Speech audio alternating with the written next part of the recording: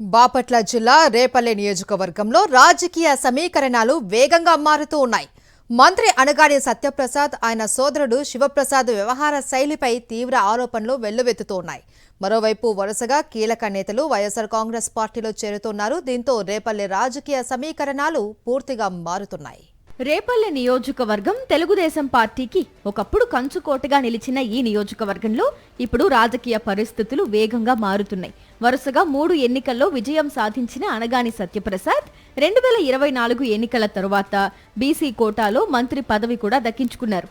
అయితే మంత్రి అయిన తరువాత నియోజకవర్గంలో ప్రజా సమస్యల పరిష్కారం కంటే వివాదాలే ఎక్కువయ్యాయనే విమర్శలు వినిపిస్తున్నాయి.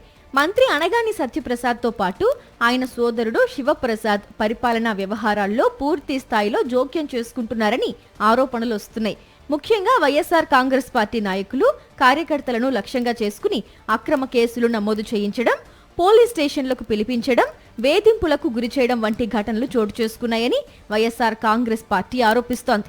పార్టీ కార్యక్రమాల్లో పాల్గొన్న వారిని కేసులు లేకపోయినా పోలీస్ స్టేషన్కు పిలిపించి బెదిరింపులకు గురి చేసిన ఘటనలు కూడా ఉన్నాయనే విమర్శలు వస్తున్నాయి.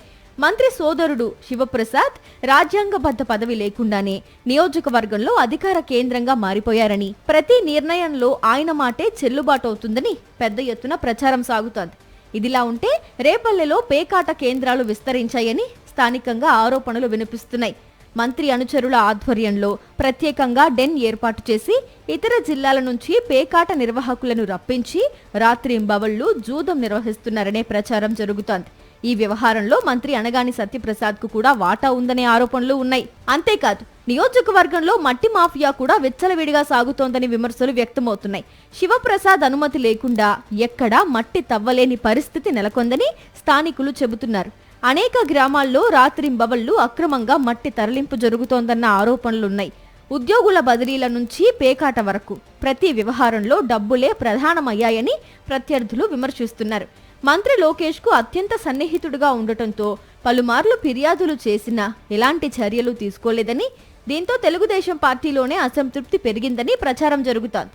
అనగాని సోదరుల వ్యవహార శైలిపై టీడీపీ నేతల్లో తీవ్ర అసహనం నెలకొన్నట్లు రాజకీయ వర్గాలు చర్చించుకుంటున్నాయి. ఇదే సమయంలో రేపల్లె నియోజకవర్గంలో వైఎస్ఆర్ కాంగ్రెస్ పార్టీ వేగంగా బలపడుతోంది.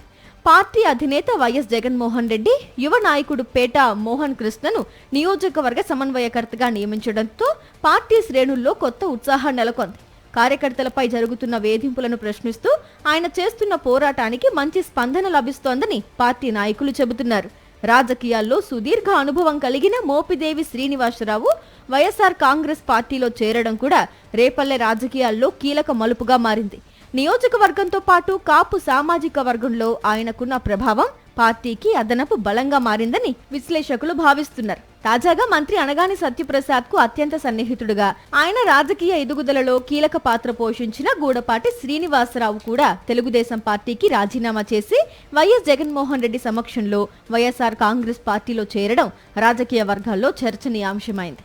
రేపల్లె పట్టణంలో బలమైన పట్టున్న నాయకుడిగా గుర్తింపు పొందిన గూడపాటి శ్రీనివాసరావు, అనగాని సత్యప్రసాద్ వరుస విజయాల్లో కీలక పాత్ర పోషించారని స్థానిక నాయకులు చెబుతున్నారు. అలాంటి నాయకుడు కూడా అనగాని సత్యప్రసాద్, ఆయన సోదరుడు శివప్రసాద్ వ్యవహార శైలి, అవమానాలు, అక్రమాలు, అరాచకాలు భరించలేకనే పార్టీ వీడినట్లు వైఎస్ఆర్ కాంగ్రెస్ పార్టీ వర్గాలు పేర్కొంటున్నాయి.